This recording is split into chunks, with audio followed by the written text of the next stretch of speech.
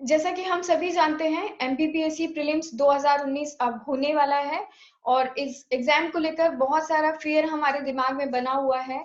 इस फियर को कैसे कम करें, कैसे अपना मोटिवेशनल लेवल इसमें बनाए रखें, इन सभी क्वेश्चन से रिलेटेड जो हमारे दिमाग में चल रहे हैं, आज मोनिका मैम हमारे साथ बनी हुई है, जानते हैं उनसे इन सभी चीजों के बारे में।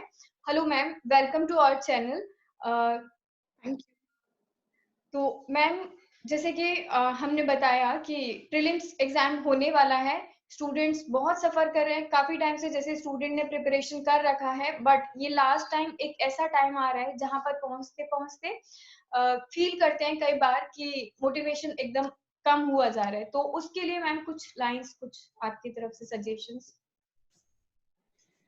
मोटिवेशन डाउन जरूर होगा, प्रेशर बहुत होगा अभी, बट अभी मैं यही सजेस्ट करूंगी कि जितना कामली आपने अभी तक प्रिपरेशन की है अपनी एग्जाम की, वही जो एक पैशन है और वही जो एक स्टेबिलिटी है वो आपको अभी रखनी होगी। प्रेशर ना आए और आप डिमोटिवेट ना हो, इसके लिए कुछ स्ट्रैटेजीज आप अपना सकते हो।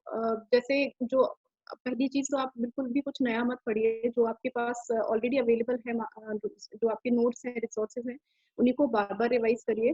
कुछ भी नया मत पढ़िए। इवन आप कोई टेस्ट सीरीज भी अगर लगा रहे हैं तो सिर्फ वही लगाइए। आई वुड सजेस्ट कि जिनमें आपको लग रहा है कि क्वेश्चंस अच्छे होंगे, मतलब सारी कोचिंग्स के टेस्ट सीरीज मत ज्वाइन करिए, कुछ चुनिंदा कोचिंग्स की टेस्ट सीरीज ज्वाइन करिए और उन्हीं को बार बार रिवाइज करिए। दूसरी चीज मैं कहूंगी कि उन टॉपिक्स पर फोकस करिए जो एमपीपीएससी प्रीलिम्स में ज्यादातर पूछते हैं। लाइक पहला हो गया मध्य प्रदेश एमपी का ही एक सिलेबस। इसके बाद करंट अफेयर्स, फिर साइंस एंड टेक के क्वेश्चंस आ जाते हैं, और इसमें कंप्यूटर भी आता है, और इसी के साथ एक्ट्स जो हैं, 3 एक्ट सिलेबस में दिए हैं, उन पर फोकस करिए। बिकॉज आई थिंक ये जो 4-5 चीजें हैं, ये कंबाइंडली लगभग 40-50% प्रीलिम्स के क्वेश्चंस को कवर कर लेते हैं। तो आप अगर थोड़ा सा स्मार्ट अभी बनेंगे और स्ट्रेटेजी थोड़ी सी स्मार्ट रखेंगे, तो आई थिंक बहुत इजीली आपके लिए पॉसिबल होगा, आप ये एग्जाम निकाल पाएंगे। तो डेली टेस्ट सीरीज आप लगाइए और रिवीजन जितना हो सके उतना करिए। और रही बात कूल रहने की, थोड़ा सा स्टेबल रहने की, तो मेंटल हेल्थ बहुत जरूरी है, तो मेडिटेशन कर सकते हैं। नए लोगों से ज्यादा मत मिलिए, नए नए नए कॉन्वर्जेशंस मत करिए, I would suggest. Okay ma'am, जैसे कि आपने बताया जो लाइंस आपने बोले बिल्कुल टू द पॉइंट, काफी हेल्पफुल रहेंगे ये लर्नर्स के लिए। स्टिल करंट अफेयर से रिलेटेड आपने बोला कि करंट अफेयर एग्जाम में आता है, स्टूडेंट्स को बहुत कंफ्यूजन रहता है कहाँ से इसको पढ़ें, कितने टाइम का कवर करना है। जैसे 2018 में पीएससी हुआ था, उसके बाद अब 19 ऑलमोस्ट फिनिश हो गया, उसके बाद हमारा पीएससी होने जा रहा है। तो यहाँ पर इसके लिए, करंट अफेयर के लिए क्या करना चाहिए? सी, मुझे लगता है यहाँ पे दो पॉसिबिलिटी आती हैं। लाइक अगर रेगुलर होता ये एग्जाम, तो अभी मतलब इस साल में हो जाना चाहिए था। तो अगर हम प्रैक्टिकली देखें तो 2000 आई मीन जनवरी 2019 से जनवरी 2020 तक का करंट अफेयर्स तो आपको एसेंशियली करना ही है, क्योंकि वो डेफिनेटली आप स्किप नहीं कर सकते। लेकिन चूंकि 2018 में पीएससी नहीं हुआ, तो आप चाहे अपना सेफ साइड लेकर, तो आप जून जुलाई से, आई मीन जून जुलाई 2018 से लेकर नवंबर दिसंबर 2019 तक का जो करंट अफेयर्स है वो आप पूरी तरह से कवर करिए। रही बात ऑथेंटिकेशन की, तो अब तो चूंकि नया करंट अफेयर्स आप पढ़ नहीं पाएंगे, तो जितना आपके पास कंपाइलेशन होगा, एमपी के लिए मैं सजेस्ट करूंगी रोजगार निर्माण के जितने भी पेपर्स होंगे आपके, उसमें 2 या 3 पेपर्स ही आते हैं रोजगार निर्माण में, जो करंट अफेयर से रिलेटेड होते हैं, स्कीम्स वगैरह भी होती हैं एमपी की, तो वो उठाइए सिर्फ एमपी के लिए। और अगर आपको कोई फैक्ट कोई ऑथेंटिकेट करना है या आपको चेक करना है, तो मैं सजेस्ट करूंगी आप सिर्फ और सिर्फ जो पर्टिकुलर डिपार्टमेंट्स की वेबसाइट्स होती हैं गवर्नमेंट की, जैसे आपको कुछ वुमेन या चाइल्ड डेवलपमेंट पे आपको कोई डेटा चाहिए, क्राइम पर चाहिए, तो आप एनसीआरबी की वेबसाइट पर देख सकते हैं। तो वो ऑथेंटिक वेबसाइट्स जो हैं उन्हीं पर जाकर आप चेक करिए। और नेशनल और इंटरनेशनल लेवल की जो न्यूज़ है वो प्रतियोगिता दर्पण बहुत अच्छे से कवर करती है। लोकल पब्लिकेशन की प्लीज करंट अफेयर्स में सजेस्ट करूंगी मत लीजिए। नेशनल लेवल यानी पीडी आप कर सकते हैं, क्रॉनिकल पढ़ सकते हैं। एमपी के लिए रोजगार निर्माण बेस्ट होता है। और मैगजीन्स में तो आई वुड सजेस्ट कि 2 मैगजीन काफी है, मोर देन एफिशिएंट है। ओके। और रेस्ट में अगर सेम एग्जाम वाले डे के बारे में अगर बात करें, तो जिस दिन आपका एग्जाम होगा, उस दिन के लिए लास्ट क्या हम करना चाहिए, कैसे कूल रखें? कितना भी कोशिश करें, जाते-जाते आपको या तो होगा कि एक रात पहले नींद आना बंद हो जाएगा और उसके बाद भी कंट्रोल करके हम हो सकता है पहुँच एग्ज़ाम में पहुँच रहे हैं, तो एग्ज़ामिनेशन हॉल में जाते-जाते एकदम फेयर, सारा कुछ जो भूल याद किया वो भूल गए, कुछ नहीं समझ में आ रहा। तो ये सब चीज़ें इनको ओवरकम कैसे किया जाए? लास्ट टाइम रश ना हो इसके लिए आपको मैं सजेस्ट करूँगी कि जो 1 दिन पहले यानी जो 11th ऑफ जनवरी है, सैटरडे का जो दिन है, वो आप बिल्कुल रिलैक्स करिए, उस दिन कुछ भी मत पढ़िए, नथिंग, ज़ीरो। आप हुँ, फ्राइडे तक जितना पढ़ सकते हैं वो पढ़ लीजिए, सैटरडे को आपको नो स्टडी डे आपको मनाना चाहिए।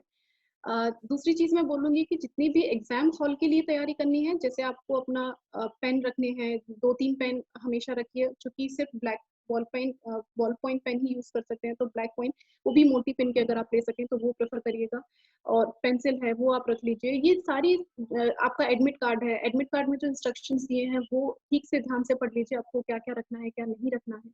और हो सके तो अटायर जो आप कपड़े पहनकर जा रहे हैं, वो भी आपका इतना सिंपल रखिए क्योंकि कन्फ्यूजन्स बहुत होते हैं सेंटर्स पे। कुछ सेंटर्स पे सैंडल्स अलाउड होते हैं, कहीं पे वाटर बॉटल्स अलाउड नहीं होती, कहीं पे होती हैं।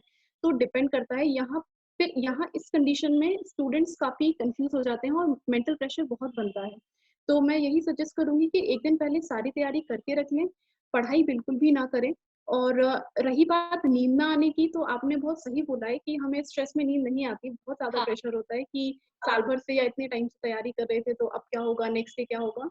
हाँ, तो मैंने जो अडॉप्ट किया था मैंने ये स किया कि मैं फ्राइडे नाइट को ढेर सारा पढ़ी, ताकि हुँ, सैटरडे का जो दिन है, वो मेरा थोड़ा-सा रिलैक्स रहे और सैटरडे को भी मुझे जल्दी नींद आ जाए। तो मेरे ख्याल से ये डिपेंड करता है पर्सन टू पर्सन, कोई रात में जागने के लिए मतलब रात में जागकर पढ़ाई करता है, हुँ, कोई सुबह जल्दी उठकर पढ़ाई करता है, तो वो आपका जो लॉट है सोने का, वो प्रॉपर रखिए। दिन में आप कोई ऐसी एक्सरसाइज़ या कोई ऐसी एक्टिविटी कर लीजिए, जिससे आप फिज़िकली थक जाएँ और रात को आपको जल्दी से नींद आ जाए। क्योंकि सैटरडे को पढ़ाई के अलावा आप जो करना है वो करिए। बस आपका फिज़िकल और मेंटल आपकी हेल्थ बनी रहे जो आपको नेक्स्ट डे काम आएगी। Okay, thank you so much ma'am. और लास्ट में एक इंटरेस्टिंग क्वेश्चन, जैसे कि आप एग्ज़ाम के लिए तैयारी कर रहे होंगे और एक दिन होगा जब आप ज़ीरो लेवल से स्टार्ट किए थे, फाइनली रिज़ल्ट के टाइम पर वो दिन आया जब आप अचीव कर चुके थे, जो आपका ड्रीम था, जो आपका सपना था, वो अचीव कर चुके थे। तो इसके बाद का एक्सपीरियंस आज तक आपका कैसा रहा, इस अचीवमेंट के बाद? लाइफ पूरी चेंज हो जाती है मैं कहूँगी coming from a student life और एकदम से आप एक ऐसी लाइफ में एक ऐसी सर्विस में आते हैं जहाँ पे आपको पब्लिक सर्विस करनी है मतलब बिना कोई एक्सपेक्टेशन के। तो लाइफ पूरी चेंज होती है, हम स्टूडेंट लाइफ में बिल्कुल अलग तरीके से रहते हैं। जिस दिन रिजल्ट आया था नो डाउट उस दिन एक्चुअली हम लोग का जो रिजल्ट आया था उसमें पहले नाम आए थे विथ नंबर्स आते हैं। हुँ, सभी जिन लोगों ने मेंस दिया इंटरव्यू दिया उनके नाम आते हैं और फिर नंबर्स आते हैं। तो वो नंबर देखकर मैं पूरी रात लगभग मैं यही कोशिश करती रही कि मेरे कितने नंबर्स होंगे और कौन-सी रैंक मिलेगी और अकॉर्डिंगली मुझे कौन-सी पोस्ट मिलेगी। तो नेक्स्ट डे या नेक्स्ट टू नेक्स्ट डे मैं वेट कर रही थी कि फाइनल लिस्ट जैसे ही आती है तो मुझे कन्फर्म होगा कि मेरी क्या रैंक है या क्या पोज़ीशन है। जिस दिन रिजल्ट आया नो डाउट आप उस दिन मतलब बहुत ही स्टिल हो जाते हैं, आपको नहीं फॉर अ सेकंड आपको नहीं समझ में आता है कि आपके आस-पास क्या हुआ है।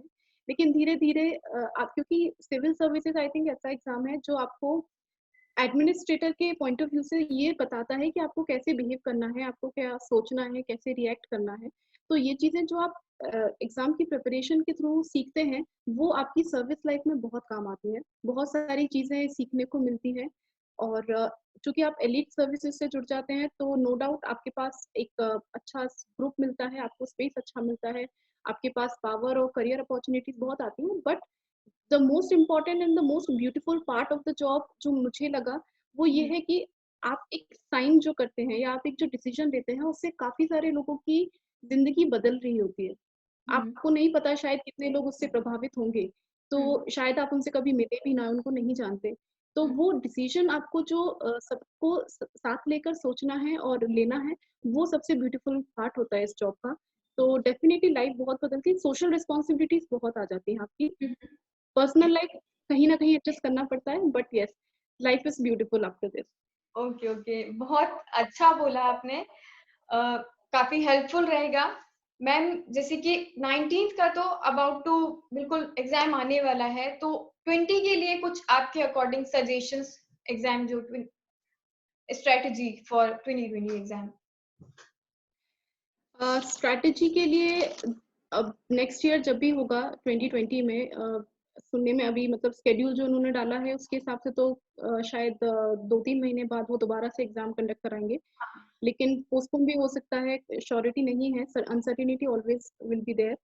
तो उनके लिए मैं यही कहूंगी कि जो 2019 का प्रीलिम्स देकर निकलेंगे, और जो लोग जो श्योर हैं कि हमारे अबव 80 हो रहे हैं, वो सेफ हैं, तो वो अपनी मेंस की तैयारी में लग जाएं। और जिनको लग रहा है कि बेटर लक नेक्स्ट टाइम होगा, तो उनके लिए कुछ स्ट्रैटेजीज, जैसे आई वुड सजेस्ट कि सबसे पहले आप प्रीलिम्स और मेंस का दोनों का साथ में पढ़िए, क्योंकि कितना भी आप प्रीलिम्स के फैक्ट रट लें, क्योंकि एमपीपीएससी में फैक्चुअल चीजें ज्यादा पूछते हैं प्रीलिम्स में, तो मेंस की तैयारी जब तक आप नहीं करेंगे तब तक आपको क्लियर नहीं होगा, जो एक वाइड एस्पेक्ट होता है। क्योंकि प्रीलिम्स, आई थिंक अगर आपने मेंस अगर एक बार भी रफली पढ़ा है मेंस का सिलेबस, तो प्रीलिम्स आप लास्ट 1 मंथ में भी अगर प्रिपेयर करेंगे तो हो जाएगा, क्योंकि उसमें सिर्फ और सिर्फ आपको कंपाइलेशन करना होता है, आपको बहुत संकुचित होना पड़ता है। लेकिन मेंस की जहां बात आती है, तो mains is a long process, वो बहुत टाइम टेकिंग प्रोसेस होता है, जिसमें थॉट प्रोसेस बहुत इंपॉर्टेंट होती है और आंसर राइटिंग प्रैक्टिस बहुत इंपॉर्टेंट होती है।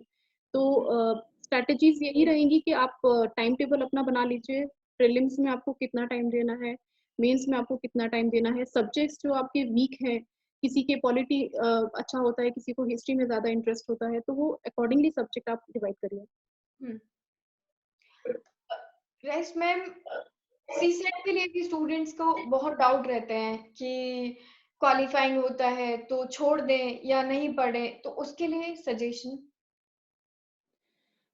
सी सेट क्वालिफाइंग होता है, तो मैं कहूंगी कि टू बी वेरी फ्रैंक, आप स्मार्ट रहिए, आपको 100 क्वेश्चन जरूरी नहीं है आप सही करके आए।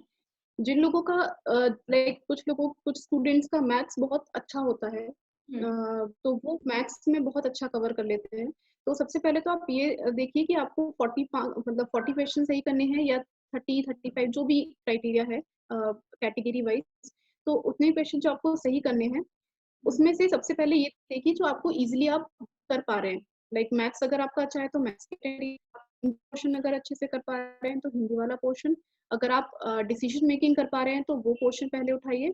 लेकिन मैं कहूंगी 50 क्वेश्चंस पहले बार में अगर आप सही लगा लेते हैं तो you are on a safe side, और उसके बाद फिर आपका इंटरेस्ट है और टाइम है, आपको एग्जाम में अगर टाइम मिल रहा है तो आप पूरे क्वेश्चन तो पूरे लगाने ही चाहिए, अटेम्प्ट पूरे क्वेश्चन जितने बन सकते। ओके।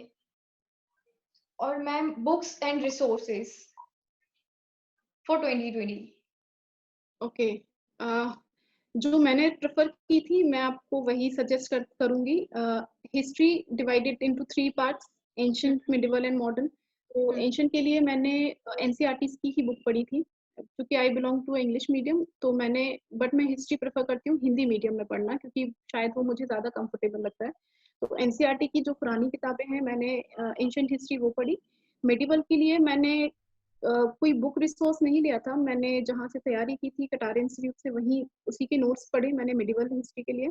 और मॉडर्न हिस्ट्री के लिए जरूर मैंने स्पेक्ट्रम, जो कि बाइबल या गीता या जो भी आप कहें वो कही जाती है, मॉडर्न हिस्ट्री के लिए सबसे बेस्ट रिसोर्स है। पॉलिटी के लिए मैंने डीडी बसु पढ़ी, बट वो एक के बाद नहीं पढ़ पाई दोबारा, तो मैंने लक्ष्मीकांत ही पढ़ी, और लक्ष्मीकांत बेस्ट है एमपीपीएससी के पर्पज से, और काफी हेल्पफुल है। इसके अलावा ज्योग्राफी में मैंने इंडियन और वर्ल्ड ज्योग्राफी के लिए मैंने महेश वर्णवाल की बुक रेफर की थी, और फिजिकल ज्योग्राफी के लिए मैंने रविंद्र सिंह की एक बुक आती है। हालांकि फिजिकल ज्योग्राफी एमपीपीएससी में बहुत ज्यादा कंसर्निंग नहीं होता है, क्वेश्चंस वहां से नहीं होते हैं रिलेटेड, ज्यादा पोर्शन नहीं आता, तो उसको आप कर सकते हो। Otherwise Mahesh Varnwal I think MPPSC के लिए बेसिक्स के लिए बहुत अच्छी है, सफिशिएंट है। और इसके अलावा बचता है फिर जो जैसे एमपी का है कंटेंट, तो एमपी के लिए आप टीएमएच ले सकते हैं। प्रीलिम्स के लिए भी और मेंस के लिए अगर चाहें तो हिंदी ग्रंथ अकेडमी की एक बुक आती है, मेंस के लिए बहुत काम आएगा, क्योंकि उसमें डिस्क्रिप्टिव काफी अच्छे से दे देते हैं वो। तो ये कुछ किताबें हैं जो मैं सजेस्ट करूँगी। ओके। इकोनॉमिक्स बचता है, इकोनॉमिक्स के लिए रमेश सिंह सर की बुक आती है।